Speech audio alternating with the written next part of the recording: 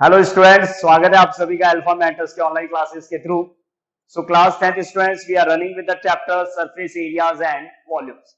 तो surface area and volumes के अंदर लास्ट लेक्चर तक में आप लोग वॉल्यूम्स पे क्वेश्चंस पे वर्क कर रहे हैं और वॉल्यूम्स में कन्वर्जन्स पे क्वेश्चंस आपने परफॉर्म किए हैं। That whenever one solid is transformed in the form of the other solid, then the concept that is being used is the volume of the first solid is equal to the volume of the second solid in which that we are converting them. Yes or no? तो ऐसे ही कुछ और questions के साथ आज की class को start करते हैं।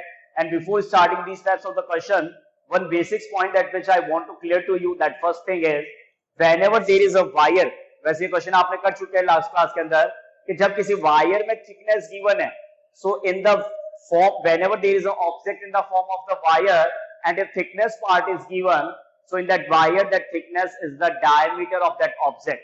तो सिलेंड्रिकल शेप बनेगा वायर आपका जिसमें लेंथ दे रखा होगा और थिकनेस होगा, thickness that is related to the diameter. And whenever there is a coin is given, जब क्वेश्चन में कोई सिलेंड्रिकल कॉइन चाहिए, वैसे तो कॉइन आपका सर्कल शेप होता है, but whenever in a coin there is a if thickness is given, तो कॉइन में जब थिकनेस गिवन है, so that thickness will be worked as a height of that cylindrical object. Make sure it कि जब भी किसी coin में thickness given है, so in that particular question that thickness part will be worked as a height of that object. Clear? तो आज के questions में ऐसे क्वेश्चंस पे, मतलब ऐसे डिस्कशंस पे अपने को वर्क करना है। एंड स्पीड टाइम के फॉर्म के अंदर जब क्वेश्चंस आते हैं तब उसको कैसे सिंप्लीफाई करना है, इन्हीं सब क्वेश्चंस के साथ स्टार्ट करते हैं today class.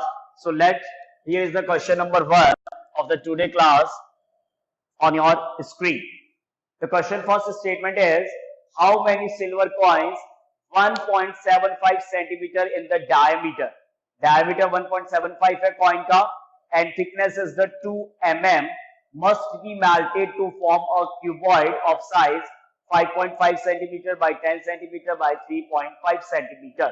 So that means the question is that how many cylindrical coins that must be melted to form a cuboid of the given size. Yes or no? तो silver coin है, so what we will write radius, सबसे पहले उस coin का radius लिखेंगे, 1.75 है आपका diameter, तो 1.75 का हाफ कर देंगे, पॉइंट यही हटा देते हैं 25 की टेबल से बेटा, 25 7 जा 125, 25 8 जा 200, so radius of coin is 7 by 8 centimeter and thickness, so that the word I already explained to you, that thickness, that is the expression h. thickness लिख जरूर है, लेकिन जिस ऑब्जेक्ट के बारे में अपने वर्क कर रहे हैं उस ऑब्जेक्ट में थिकनेस का मतलब h एक्सप्रेशन रहेगा, हाइट रहेगा। सो what is the thickness value? Thickness is the 2 mm and we know that if the measurement is in the millimeter and radius is in the centimeter, so all we know that that is the value 2 by 10. Yes or no? To change mm into centimeter, that is 2 by 10, that we can write as 0.2 centimeter. Is that clear? After that, the dimension of cuboid, cuboid में आपका जो length, breath और height का size दे रखा है, जो cuboid form आपको बनाना है उसमें लेंथ है आपका 5.5 सेंटीमीटर, ब्रेथ है आपका 10 सेंटीमीटर और हाइट है क्वेश्चन में 3.5 centimetre. Is it clear? Now question is that how many silver coin must be melted? So let the required number of silver coin melted be n. Number of silver coin जिनको melt करना है वो आपने n let कर लिया, let the required number of the silver coin melted be n. Clear? So what to write according to question, volume of n silver coins is equal to volume of cuboid, क्योंकि n silver coins को melt करना है और उन n coins को melt करके और उसको आपको क्यूबॉइड में चेंज करना है। तो n सिल्वर कॉइन, तो देखिए सिल्वर कॉइन ऑब्जेक्ट कैसा हुआ, रेडियस गिवन है, हाइट पार्ट गिवन है, तो रेडियस और हाइट पार्ट मतलब थिकनेस अगर गिवन है तो डेफिनेटली वो आपके सिलेंड्रिकल फॉर्म का होगा। तो n इंटू सिलेंडर का फॉर्मूला तो आप जानते ही हैं, क्या होता है cylindrical formula, pi are square h. तो pi are square 7 by r square में 7/8 into 7/8 n into pi are square h. What is the h value? 0.2 is equal to volume of cuboid. Volume of cuboid is the expression 5.5 into 10 into 3.5. Okay, 5.5 into 10 into 3.5. Now for the further simplification, from 7 to 7 it is cancelled. From decimals we can remove from 2 1 2 2 की table से 8 4 time, 2 की table से 2 time, 2 की table से 11 time. Clear? अब देखिए finally expression में आपके पास में क्या बच रहा है, n मल्टीप्लाई न्यूमरेटर में 11 है, न्यूमरेटर में 7 है, अपॉन में 2 इंटू 8 इंटू 10 है, और इक्वल टू में आपका यहाँ पे भी डेसिमल को रिमूव कर देते हैं, यहाँ डेसिमल को रिमूव करेंगे 10 आएगा, एक 10 से एक 10 कट हो गया, 5 की टेबल से 2 टाइम, 5 की टेबल से 7 टाइम, तो यहाँ पे वैल्यू रिड्यूस होके आ रहा है 55 इंटू 7 अपॉन 2। तो n वैल्यू कैलकुलेट करने के लिए एक्सप्रेशन में जो भी वैल्यूज LHS के अंदर है, एक्सप्रेशन में जो भी वैल्यू आपके LHS में है उनको RHS में ट्रांसफर करके कैलकुलेशन को रिड्यूस कर लेते हैं। So finally in the expression n is equal to 55 multiply 7 divide से जो भी है उसको एक बार मल्टीप्लाई में ले जाइए, 2 इंटू 8 इंटू 10 अपॉन में ऑलरेडी 2 है यहाँ पे, मल्टीप्लाई से 11 इंटू 7 को डिवाइड में ट्रांसफर कर दीजिए, 7 से 7 कट हो गया, 2 से 2 पार्ट कट हो गया, 11 से 55 5 टाइम कट हो गया। So finally n value, n is equal to 5 into 8 into 10, n is equal to 8 5s are 40, 40 into 10 400. So what is the number of coins must be melted? कितने number of coins को melt करना होगा? 400 coins must be melted to form a given cuboid. I think जब भी एक solid से दूसरे solid में आप चेंजेस करते हो तो कैसे करना है स्टूडेंट्स, जब भी आप एक सॉलिड को दूसरे सॉलिड में चेंज कर रहे हैं तो उनके वॉल्यूम्स एक्सप्रेशन को आपको इक्वल पुट करना है, ध्यान रखिएगा, और वॉल्यूम एक्सप्रेशंस का फॉर्मूला अप्लाई करके और उस क्वेश्चन का जो भी मिसिंग पार्ट है that we can calculate from the expression. So let's move on with the next question. Question number second काफी इंपॉर्टेंट है, पेपर में काफी बार रिपीट है। So here it is the question number 2 on your screen. The statement in the question 2, water in a canal 6 metre wide 1.5 metre deep. Canal का structure है, canal है जिसमें वाटर है और उसका विड्थ है 6 मीटर और उसका डेप्थ है 1.5 metre, is flowing with the speed of 10 kilometre per hour. तो कैनाल का विड्थ दे रखा है, कैनाल का डेप्थ दे रखा है और कैनाल के अंदर जो वाटर फ्लो है उसका स्पीड दे रखा है। तो सबसे पहले एक बार सॉल्यूशन में ये लिख लेते हैं, फिर आगे बढ़ते हैं कैलकुलेशन को। विड्थ ऑफ कैनाल, तो विड्थ को आप b से रिप्रेजेंट करते हो। What is the width of canal? 6 metre. With the same point depth of canal, depth of canal को आप h से रिप्रेजेंट कर रहे हो and that depth is 1.5 metre. Speed of water, speed of water flowing, speed of water flowing in canal is equal to 10 kilometer per hour, that we can know, we can write as 10,000 meter per hour. Kilometer will be changed into meter by the expression multiply 1000, so 10 kilometer per hour will be written as speed of water flowing in canal, that is 10,000 meter per hour. Metre per hour का मतलब हो गया कि 1 hour में इतने length का water जो है वो वहां से फ्लो हो जाएगा इतने विड्थ और इतने डेप्थ के एरिया से, इतने विड्थ और इतने डेप्थ के एरिया से अगर इस लेंथ का वाटर जो है वो अगर फ्लो हो रहा है तो 1 आवर में कितना वॉल्यूम ऑफ वाटर फ्लो हो सकता है वो कैलकुलेट कर सकते हैं easily, because that speed is given as per hour. Now in the question is how much area will it irrigate in 30 minutes if 8 centimetre of standing water is needed. Particular मतलब concept क्या है कि concept ये है कि ये आपका canal है, इस कैनाल में जो वाटर फ्लो कर रखा है ये वाटर किसी एरिया को इरिगेट करने के लिए काम में आ रहा है। मतलब कैनाल से जितना वाटर फ्लो होगा जिस पर्टिकुलर टाइम के लिए अपने बात कर रहे हैं, तो ये जो कंप्लीट वाटर जो कैनाल से फ्लो होगा that will be used to irrigate the field. और जब उस फील्ड में आप इरिगेशन के लिए वाटर को यूज करेंगे तो यहाँ पे जो वाटर का हाइट होता है वो 8 सेंटीमीटर हो जाता है। जैसे बारिश का पानी जब इकट्ठा होता है टेरेस पे, जब बहुत तेज बारिश होती है तो सारा पानी एक साथ फ्लो नहीं होता है, काफी पानी इकट्ठा हो जाता है। क्यों हो जाता है? क्योंकि वहां पे वाटर का हाइट इंक्रीज हो जाता है। अगर लो बारिश कम है तब तो बराबर से पानी फ्लो होता रहेगा, लेकिन जब बारिश तेज होती है तो क्या होता है, टेरेस पे पानी इकट्ठा होता है तो वो क्या बनता है, हाइट आ जाती है। क्या बन जाती है? वाटर की हाइट। तो जितने एरिया पे आपका टेरेस है that area multiply by the height that will B give the volume of that water. Yes और no?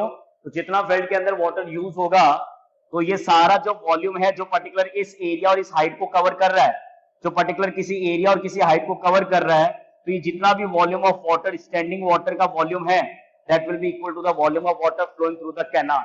But the important point is that the time duration is the 30 minutes. क्या रखिएगा? 30 minute time के अंदर जितना flow of water है वो अपने को कैलकुलेट करना है। तो 30 मिनट में जितना फ्लो ऑफ वाटर अगर कैलकुलेट करना है तो एक्सप्रेशन में height of standing water, height of standing water का एक्सप्रेशन कैपिटल एच लेट कर लेते हैं, दैट इज द 8 सेंटीमीटर, जो कि मीटर में चेंज करने में आपको पता है लिखा जाएगा 8/100 मीटर। मीटर है 10,000 किलोमीटर को भी मीटर में चेंज कर दिया, जो हाइट ऑफ स्टैंडिंग वाटर है उसको भी सेंटीमीटर को मीटर में चेंज कर दिया, तो डेफिनेटली जो एरिया कैलकुलेट होगा वो भी आपका मीटर स्क्वायर में ही कैलकुलेट होगा। और आपके पास में जो रिक्वायर्ड टाइम है, रिक्वायर्ड टाइम जितने टाइम के अंदर वाटर फ्लो आपको कैलकुलेट करना है, required time is equal to 30 minute. तो 30 मिनट को जब आवर में चेंज करेंगे 30/60 that is the half our. Clear? अब देखिए यहाँ पे क्वेश्चन के कॉन्सेप्ट में थोड़ा सा चेंजेस करना होगा। अब यहाँ पे कंडीशन तो सिंपल सी बात है, according to question volume of water जो फ्लो होगा इससे, volume of water flowing through canal in 30 minutes. Make sure कि टाइम लिखना बहुत जरूरी है कि कितने टाइम के लिए वर्क करना है। Volume of water flowing through the canal in 30 minutes. 30 minutes के अंदर जितना भी वाटर फ्लो होगा कैनाल से that is equal to the volume of standing water. अब स्टैंडिंग वाटर लिखने का मतलब मैं आपको पहले समझा चुका हूं। स्टैंडिंग वाटर में जिस एरिया को इरिगेशन के लिए आपको वाटर को मतलब जिस एरिया को इरिगेट करना है वाटर के लिए, वो एरिया मल्टीप्लाई बाय जो उसका गिवन हाइट है 8 सेंटीमीटर, तो वो जब आप प्रोडक्ट करोगे area into height, so that will give the volume of the standing water जो इस फील्ड के इरिगेशन के लिए वर्क कर रहा है। Clear point? तो यहां से जब आप कॉन्सेप्ट को कंटिन्यू करते हैं, volume of water flowing through the canal in 30 minute. देखिए जनरली आपके पास में जब क्यूबॉइडल ऑब्जेक्ट होता है तो आप वॉल्यूम का फॉर्मूला यूज करते हैं L into B into H. मेरी बात यहां से सुन लीजिएगा क्योंकि ये कॉन्सेप्ट काफी इंपॉर्टेंट है और आपके लिए डिफरेंट है। कैनाल मतलब क्यूबॉइडल ऑब्जेक्ट की तरह है शेप, तो क्यूबॉइडल से जो भी वॉल्यूम ऑफ वाटर कैलकुलेट करते हैं उसका फॉर्मूला होता है L into B into H. लेकिन जब क्वेश्चन में स्पीड और टाइम से रिलेटेड एक्सप्रेशन गिवन होता है, जब भी किसी क्वेश्चन में स्पीड और उसके कॉरेस्पॉन्डेंस टाइम से रिलेटेड अगर एक्सप्रेशन गिवन है, तो मेक श्योर वहां पे जो L into B into H का एक्सप्रेशन है उसमें B इंटू एच तो रहेगा, लेकिन जो L होता है लेंथ का एक्सप्रेशन वो कैसे कैलकुलेट होता है, उसका मीनिंग क्या है? देखिए स्पीड ऑफ वाटर है 10,000 मीटर पर आवर, तो मीटर पर आवर का मतलब ये हो गया कि 1 आवर में 10,000 metre length of water cover होता है, और वो भी कितने विड्थ में और कितने डेप्थ में वो भी क्वेश्चन दे रहा है। तो 1 आवर में अगर 10,000 मीटर लेंथ और गिवन विड्थ और गिवन डेप्थ से अगर वॉल्यूम ऑफ वाटर कवर हो रहा है तो दैट मींस वो वॉल्यूम निकल सकता है। इस क्या होगा, इन तीनों का प्रोडक्ट करके L की जगह क्या आ जाएगा, 1 आवर की जो स्पीड है, तो 1 आवर में लेंथ कितना कवर हो रहा है, स्पीड का मतलब 1 आवर का लेंथ, तो 1 आवर में लेंथ ऑफ वाटर कितना कवर होगा, 10,000 मीटर। 1 आवर में 10,000 मीटर लेंथ का जो वाटर है वो आपके पास में अवेलेबल है, और विड्थ और डेप्थ आपको मालूम है तो उसका वॉल्यूम आप कैलकुलेट कर सकते हैं, लेकिन क्वेश्चन में 1 आवर के लिए कैलकुलेशन नहीं करना, क्वेश्चन में 30 मिनट, और 30 मिनट का मतलब मैं लिख सकता हूं कितना, हाफ आवर। कैसे कैलकुलेट करेंगे, volume of water flowing through the canal in 30 minute, what is the width 6, what is the depth 1.5, और जो लेंथ है, यहां से सुन लीजिएगा, जो लेंथ का एक्सप्रेशन है उस लेंथ के एक्सप्रेशन के रिलेवेंट आपके पास में क्या आएगा, speed into time.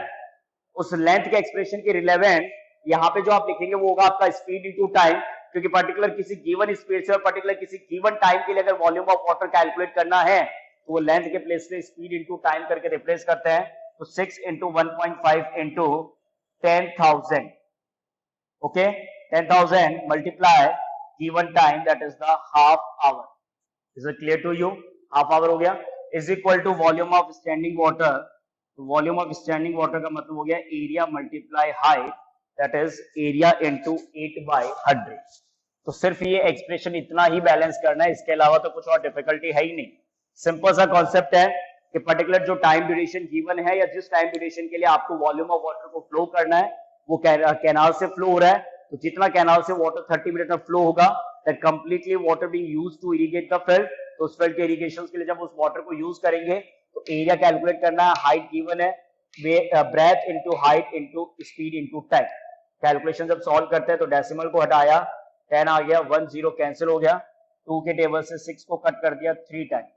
Finally area अगर कैलकुलेट करना है तो एरिया कैलकुलेट करने में यहाँ पे 3 इंटू 15 इंटू 1000, 3 इंटू 15 इंटू 1000, और उधर से डिवाइड 100 मल्टीप्लाई 100 और multiply 8 divide 8 is equal to area. तो फाइनली जब पूरा कैलकुलेशन सॉल्व होगा तो एरिया कैलकुलेशन आपका लिखा जाएगा 8 के टेबल से 8 1 टाइम और 8 के टेबल से ये कैंसिल होता है 125 टाइम।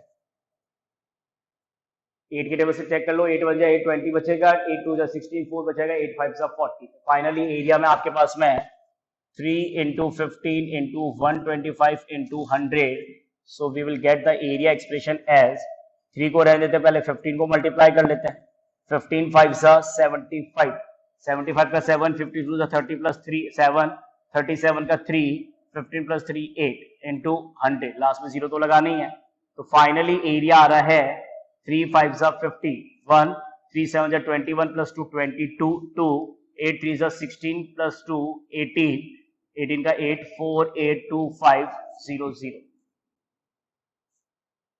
वापस से चेक कर लेते हैं प्रोडक्ट, फाइनली कोई गलती नहीं हो, 15 5 जा 75 का 5 कैरी 7, 15 2 जा 30 प्लस 7 37 का 3 18, क्योंकि ये गलत होगा मेरे को पता है, 18 3 जा 54 गलत लिख दिया, 5 3 जा 15 का कैरी 1, 7 3 जा 21 का 22 कैरी 2, 8 3 जा 24, यहाँ पे गलती हो गई, 8 3 जा 24 प्लस 2 26, 26 का 2, 5 6 2 5 0 0 meter square.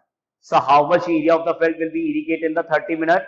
The area of the field which will be irrigated, that is 562,500 meter square, और मीटर स्क्वायर में एरिया जब काफी लार्ज होता है, so the other thing that we can do is divide by 10,000।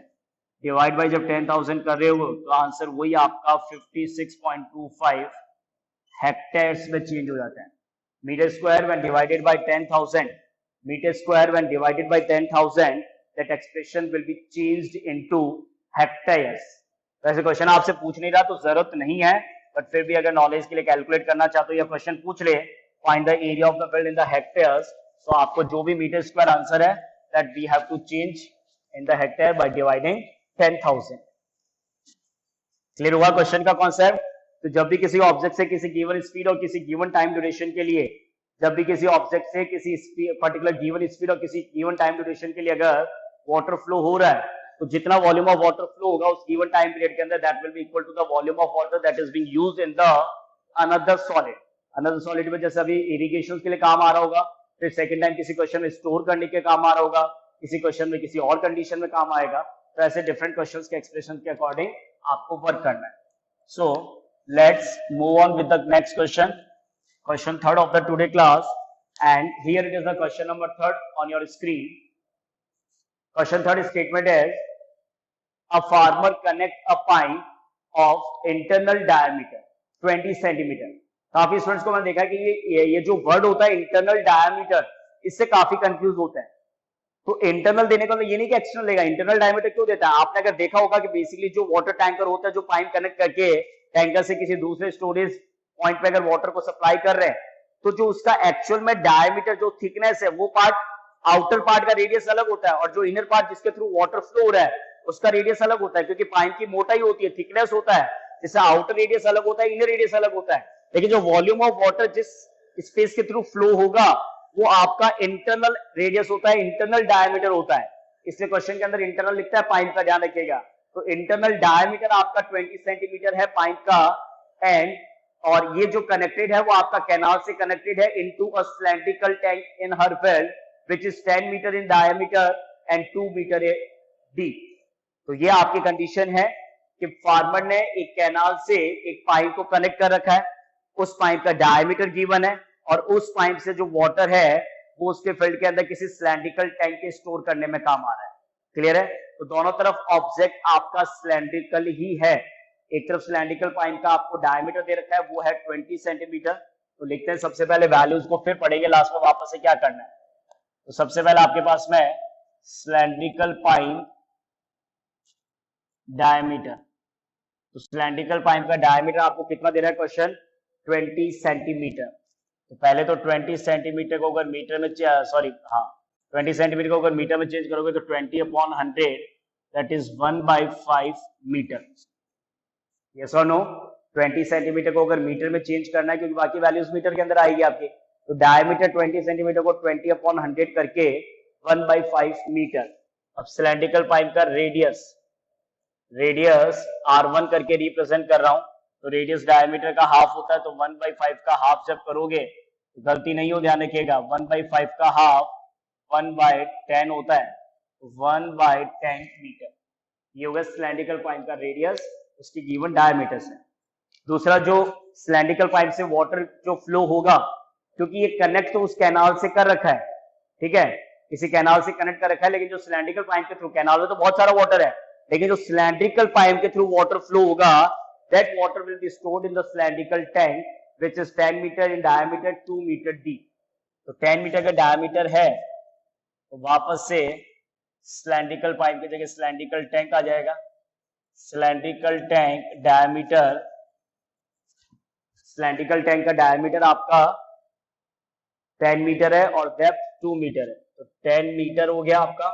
तो इसका जो रेडियस पार्ट है, that radius R2 is equal to 10/2 5 meter. तो सिलेंड्रिकल टैंक जिसमें वाटर फिल करना है उसका रेडियस 10 मीटर हो, 10/2 5 मीटर हो गया, और उसके अंदर जो डेप्थ है, डेप्थ का मतलब हाइट, तो यहाँ पे हाइट एक्सप्रेशन h लिख देता है, हाइट है आपका 2 मीटर।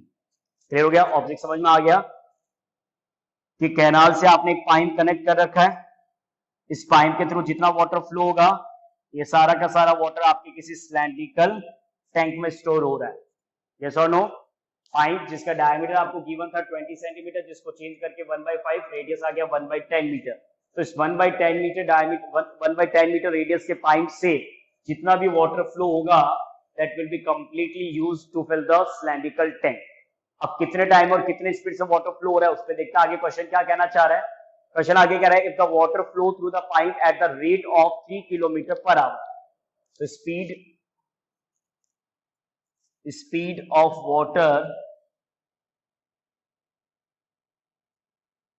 ऑफ वाटर फ्लोइंग, जो वाटर फ्लो कर रहा है उसका स्पीड है 3 km/h। 3 किलोमीटर का वापस से वो रिलेशन बनेगा 3000 meter per hour. So what is the means of 3000 meter per hour? 3000 meter per अगर आवर यहाँ पे रेट ऑफ फ्लो है आपके वाटर का, इसका मतलब ये हो गया कि 1 आवर में 3000 मीटर जो लेंथ है वो कवर हो जाएगा। 1 आवर के अंदर अगर 3000 मीटर लेंथ कवर हो जाएगा, तो क्वेश्चन कह रहा है in how much time will the tank be fill. आपको टाइम ड्यूरेशन निकालना है, ध्यान रखिएगा, यहाँ पे आपके लिए टाइम क्वेश्चन मार्क है। आपको बताना है कि कितने टाइम तक इस स्पीड से और इस 1/10 मीटर रेडियस के डायमीटर, रेडियस के सर्कुलर पाइप से, अगर इस स्पीड से और इस रेडियस के सर्कुलर पाइप से अगर वाटर फ्लो होता है, तो कितने टाइम तक वाटर को फ्लो किया जाए ये जो टैंक है ये आपका पूरा जो है वो वाटर से फिल हो जाए। तो टैंक को अगर पूरा वाटर से फिल करना है तो इसका मतलब यही होगा कि जितना वॉल्यूम ऑफ टैंक होगा उतना वॉल्यूम ऑफ वाटर यहाँ से सप्लाई होगा। जितना वॉल्यूम ऑफ टैंक होगा मतलब जितना volume of water in tank है that will be flow through the cylindrical pipe. तो दोनों के वॉल्यूम्स इक्वल पुट करेंगे, यस और नो, क्योंकि टैंक को पूरा फिल करना है। तो टैंक को अगर कंप्लीटली फिल करना है तो जितना भी वाटर टैंक के अंदर यूज होगा that will be flow through the pipe. तो पाइप के थ्रू फ्लो होगा, तो पाइप के थ्रू अगर फ्लो होता है तो फॉर्मूला होता है पाई आर स्क्वायर एच, क्योंकि सिलेंडर के लिए वॉल्यूम का formula pi are square H होता है। लेकिन ये ऑलरेडी मैं आपसे कह चुका हूं, एक्सप्रेशन में एच या लेंथ नहीं होगा, वहां पे स्पीड और टाइम होगा। तो पाई आर स्क्वायर, तो ये सर्कुलर पाइप का जो क्रॉस सेक्शन है ये तो मालूम है। अब इस क्रॉस सेक्शन से जो वाटर जा रहा है वो इस स्पीड और जो उसका रिक्वायर्ड टाइम है, तो कितने टाइम तक और कितने स्पीड से जा रहे हैं उसका प्रोडक्ट जब इस pi are square cross section area से करते हैं, so that will gives the expression related to the volume. So what I will write let required time to fill the tank be x hours। और hours में क्यों late किया है, क्योंकि speed आपका आवर्स में है, तो जो रिक्वायर्ड टाइम है to fill the tank be x hours. Required time जो है वो x आवर्स है। तो रिक्वायर्ड टाइम अगर x आवर्स आप लेट करोगे, रिक्वायर्ड टाइम अगर आप x आवर्स लेट कर रहे हैं तो पता है आपको कंडीशन क्या बनेगा। मैं इसको हमेशा अकॉर्डिंग टू क्वेश्चन करके लिखता हूं। क्यों, देखिए इधर volume of water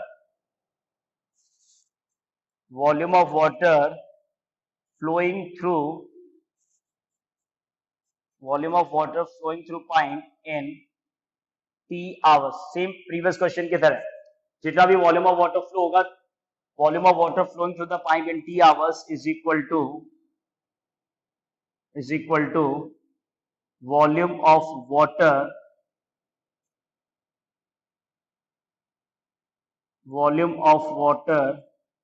in cylindrical tank।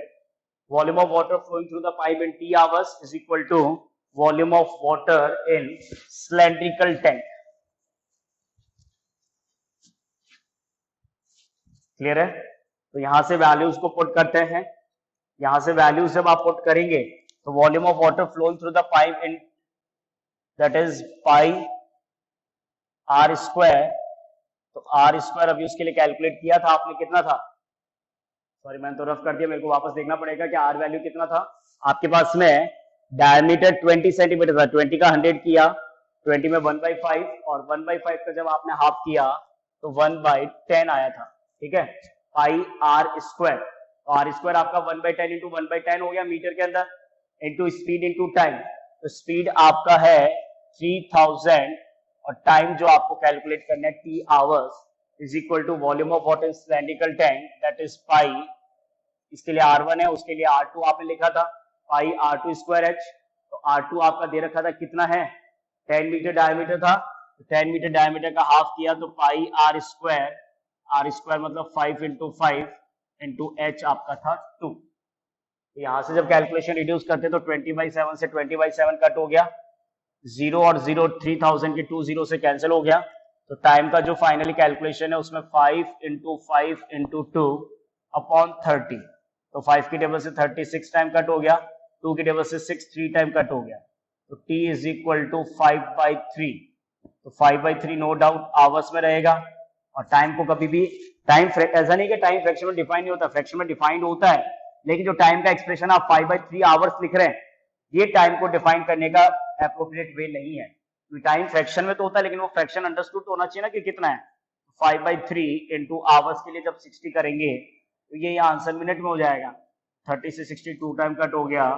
So t is equal to 100 minutes. What is the t value, 100 minutes. That the required time to fill the tank, जो रिक्वायर्ड टाइम है tank को fill करने का, the required time to fill the tank is equal to 100 minutes। Required time to fill the tank is equal to 100 minutes।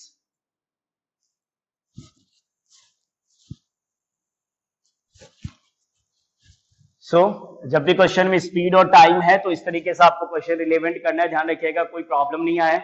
काफी important है ये previous दोनों question, बहुत बार बोर्ड के पेपर में रिपीट हो रखे हैं, ध्यान रखिएगा, बहुत बार ये क्वेश्चन बोर्ड के पेपर में रिपीटेड है. सो let's move on with the question number 4 and here it is the question number 4 on your screen. A 20-meter deep well with diameter 7 meter. 20-meter deep well with diameter 7 meter. तो diameter 7 meter और depth आपके well का 20 meter. तो पहले मैं लिख देता हूं.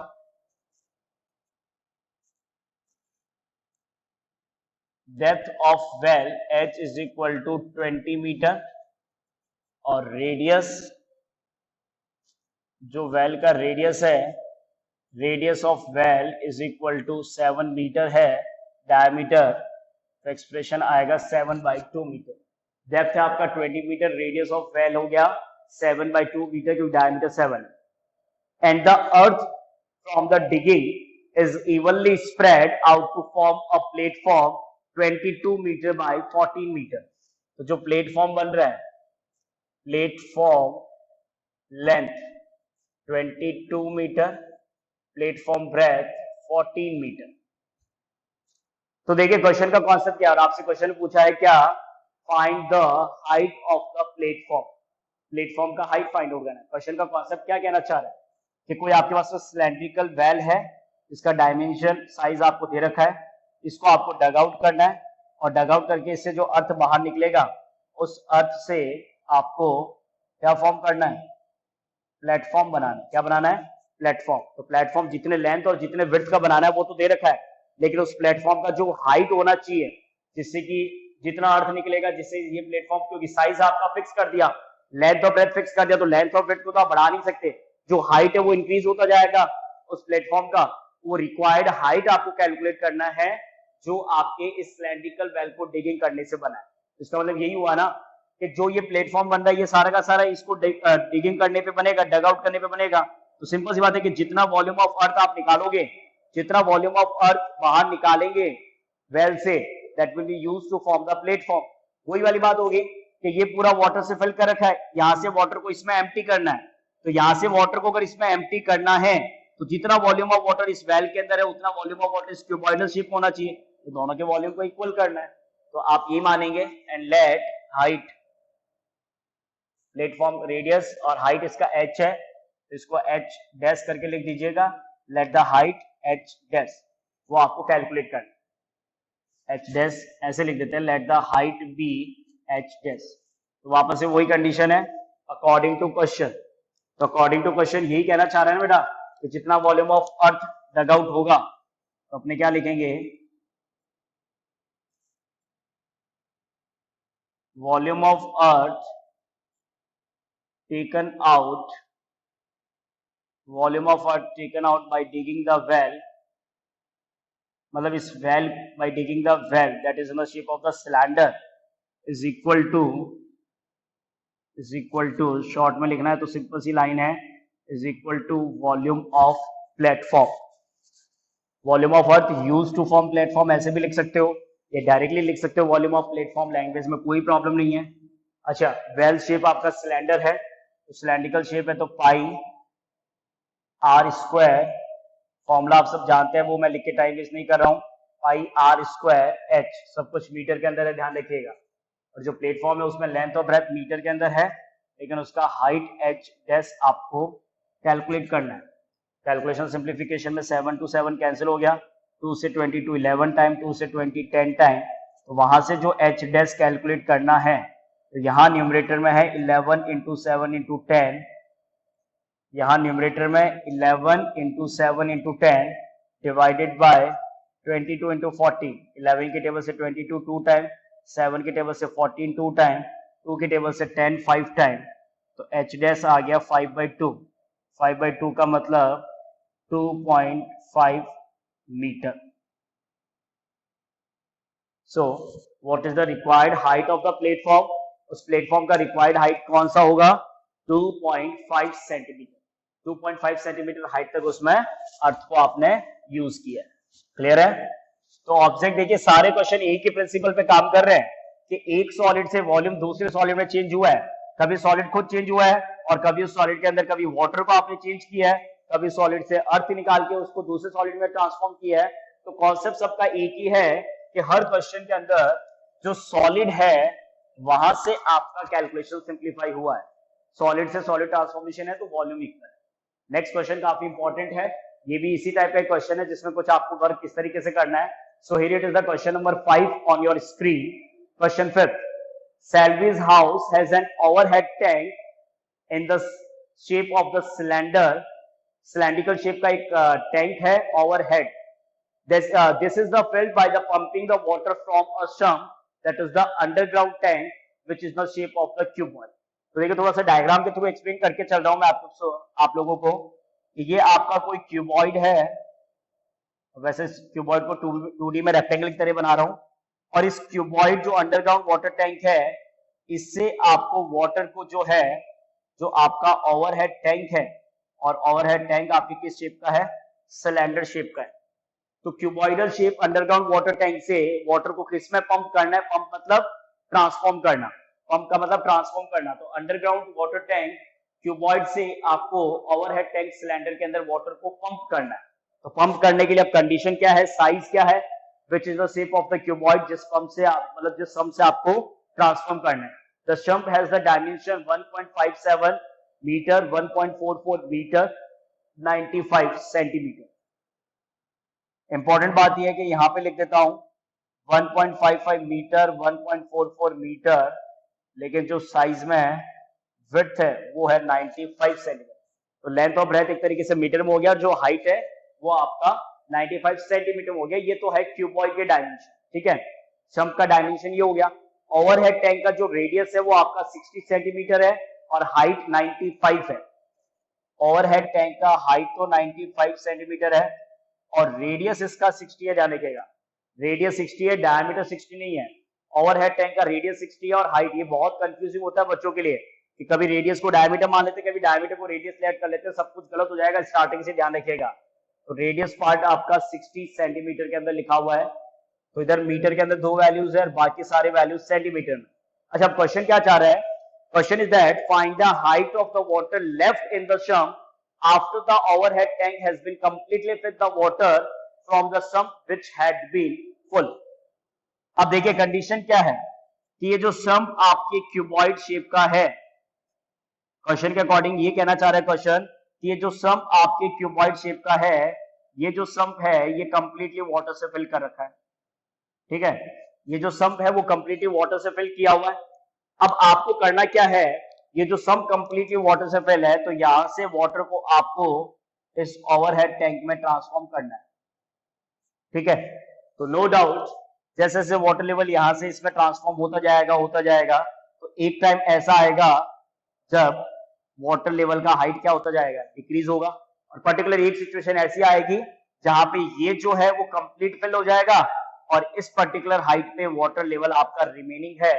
तो क्वेश्चन आपसे ये जानना चाहता है कि कितने हाइट पे वाटर अभी भी रिमेनिंग है, सॉरी कितने हाइट पे वाटर अभी भी रिमेनिंग है वो आपको कैलकुलेट करना है।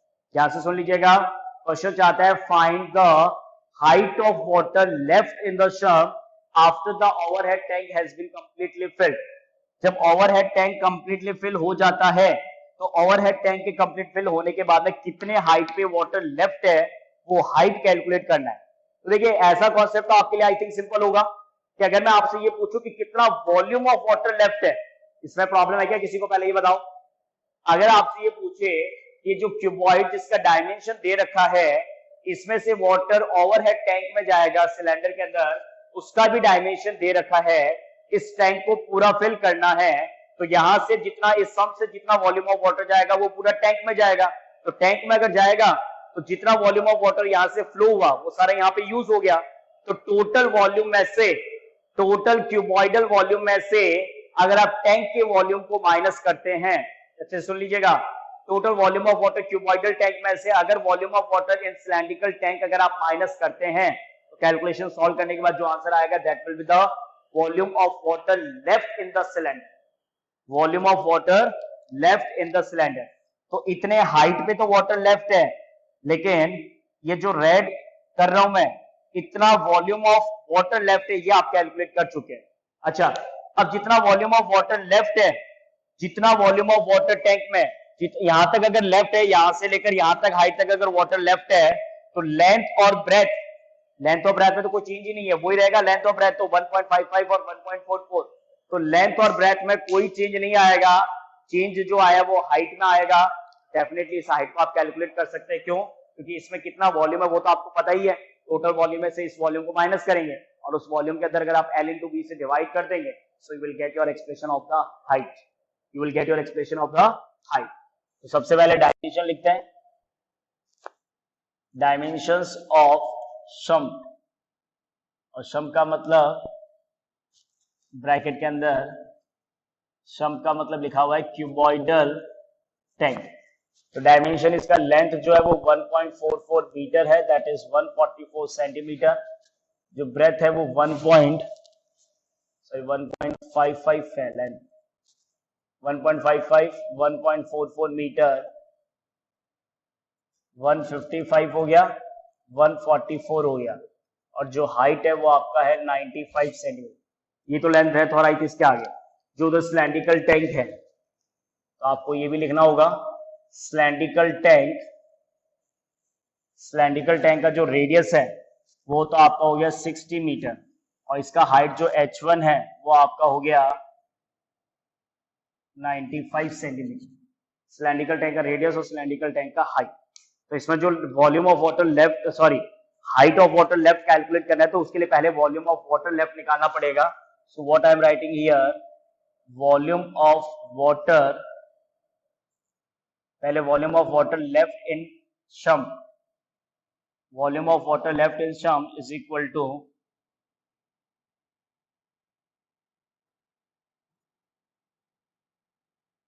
To volume of water in cuboidal शम्प।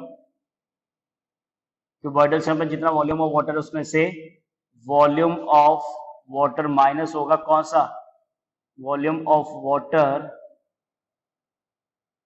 In cylindrical tank. Clear है? आई थिंक ये बात तो आपको, कि जितना वॉल्यूम ऑफ वाटर लेफ्ट है, जितना वॉल्यूम ऑफ वाटर लेफ्ट होगा शम्प के अंदर, volume of water left in sump is equal to volume of water in cuboidal sump minus volume of water in cylindrical tank. तो volume of water in cuboidal sump में जो volume of water होता है वो formula आपको पता है, length into breadth into height, 155 into 144 minus 95। और volume of water left in cylindrical tank, question में इंपॉर्टेंट है, पाई 3.14 है, यहां से यूज कर लेना 3.14 into pi are square. R इसका आपके पास में 60 इंटू 60 है, और एच आपके पास में 95 है। ठीक है, डेसिमल को हटाया, जीरो आ गया, जीरो जीरो कैंसिल हो गए। अब एक तो तरीका होता है कि पूरा कैलकुलेशन सॉल्व करो, पहले इन तीनों को मल्टीप्लाई करो, फिर 314 को 6 से 95 से, फिर पूरे कैलकुलेशन को माइनस करो। नहीं, ऐसा करके टाइम वेस्ट नहीं करेंगे। ऐसा करके टाइम वेस्ट क्यों नहीं करना, क्योंकि मेन क्वेश्चन की रिक्वायरमेंट, अगर आपसे ये क्वेश्चन पूछता पहले what is the volume of water left in the sump, तब तो आपके पास में कोई ऑप्शन नहीं था, आपको सिंपलीफाई लास्ट आंसर कैलकुलेट करना ही होगा। लेकिन यहाँ पे आप एक्सप्रेशन को सिर्फ रिड्यूस कर सकते हैं, कंप्लीट सॉल्व कर रहे इसकी जरूरत नहीं है। तो रिड्यूस करने का मतलब मेरा क्या है, अच्छा एक सेकेंड, यहाँ पे कुछ गलती की आप लोगों ने, लेंथ आपका 1.55 नहीं है, 1.57 है, सॉरी यहाँ पे थोड़ा सा और करेक्शन करना चाहूंगा, 1.57 लिखा हुआ है लेंथ के अंदर, नहीं तो कैलकुलेशन में बहुत दिक्कत आएगी। 157, तो यहाँ पे 157 होगा। ठीक है, 157 इंटू 144 इंटू 95। तो देखिए मैं एक्सप्रेशन में क्या कर रहा हूं, मैं पूरे को मल्टीप्लाई और पूरे को मल्टीप्लाई नहीं करके थोड़ा सा एक्सप्रेशन को कॉमन लेके रिड्यूस कर लेते हैं।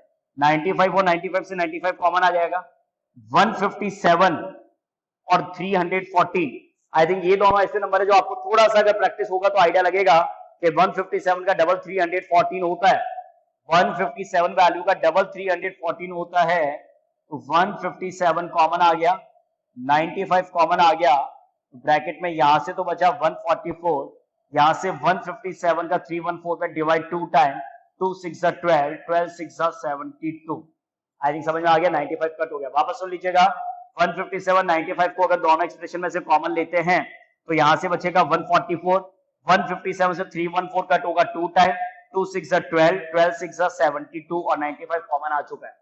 तो फाइनली जब कैलकुलेशन किया तो 157 into 95 into 4 minus 2 2 72 meter cube, इतना वॉल्यूम ऑफ वाटर क्या है, लेफ्ट है किसके अंदर, सम्प के अंदर।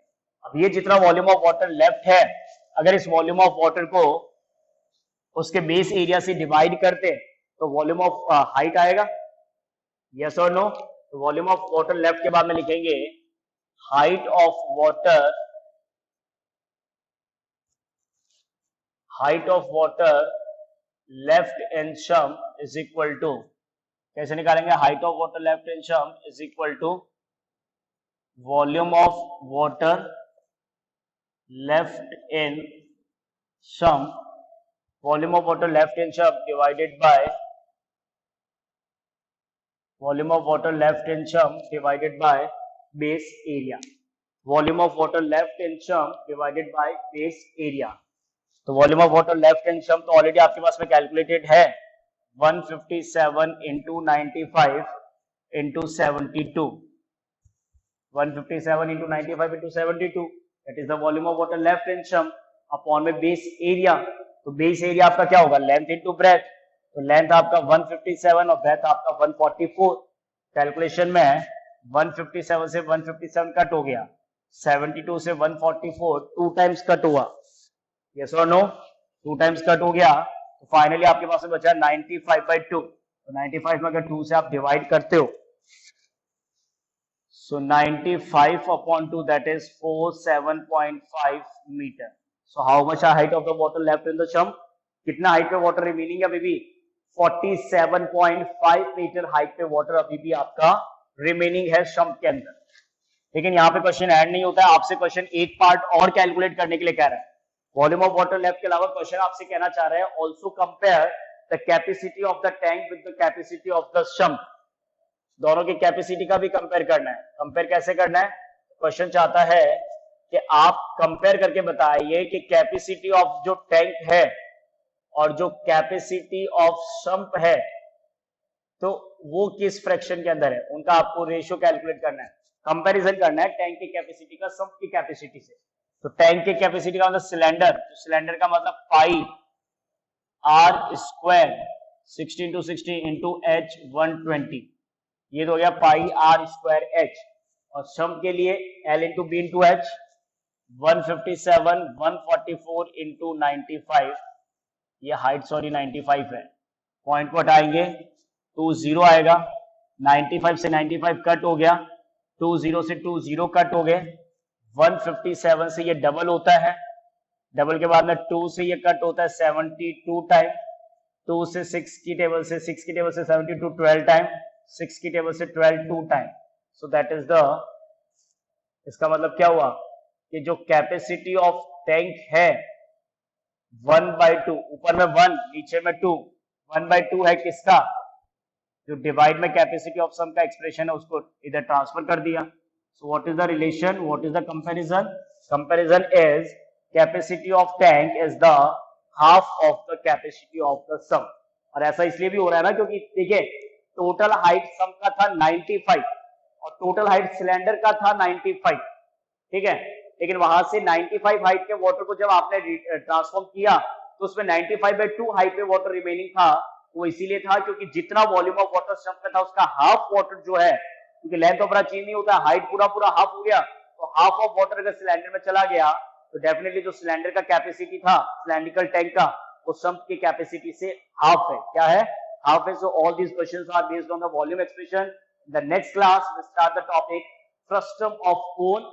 First we will discuss the formulas expression and then we will solve some questions based on the property frustum of cone. Till then, take care. Thank you, students.